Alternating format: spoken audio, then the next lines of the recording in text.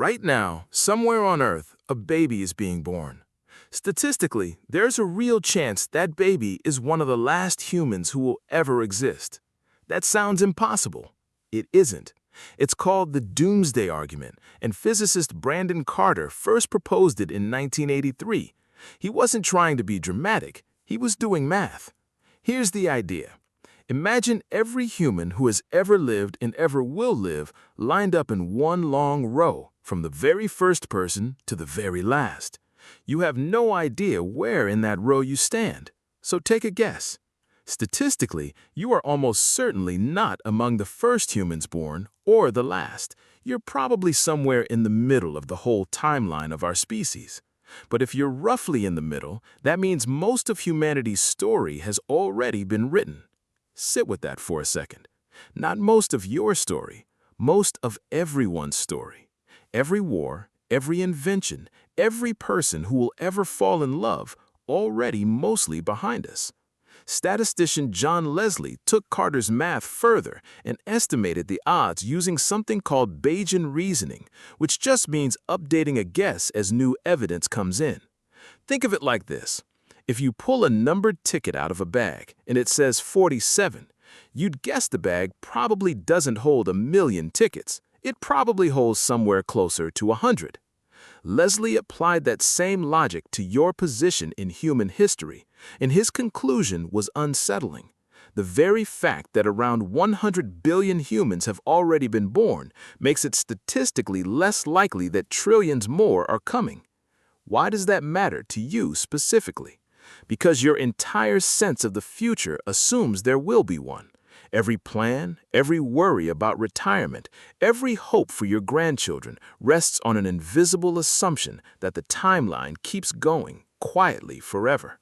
You don't think about it. No one does. You just assume tomorrow exists, and the next year exists, and the next century exists too, filled with people who look back on you the way you look back on your great-great-grandparents.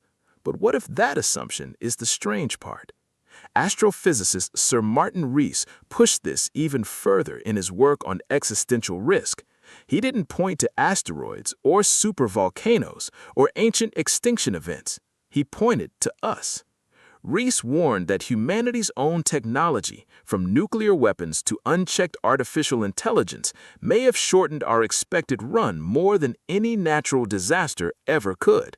Not aliens, not comets, us.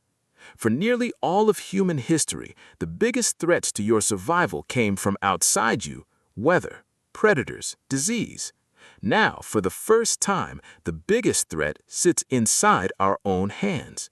We built the tools that could end the row of tickets early. That thought used to feel like science fiction. Now, it just feels like Tuesday's news. Here's where it gets stranger. The Doomsday Argument has a strange cousin called the Fermi paradox, named after physicist Enrico Fermi. Fermi once asked a simple question over lunch with colleagues. If the universe is so vast and so old and so full of stars with planets, then where is everybody? Why hasn't a single confirmed signal, message, or visitor ever reached us?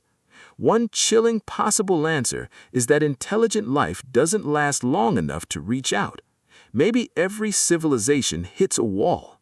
Maybe they invent the very technology powerful enough to talk to the stars right around the same time they invent the technology powerful enough to destroy themselves. Maybe that's not a coincidence. Maybe that's a pattern. And maybe we are simply the current attempt. Feel that chill for a second. Then let's push back against it, because the story isn't finished yet. Here's the strange comfort hidden inside all of this. Every single generation in recorded history has believed at some point that it might be near the end.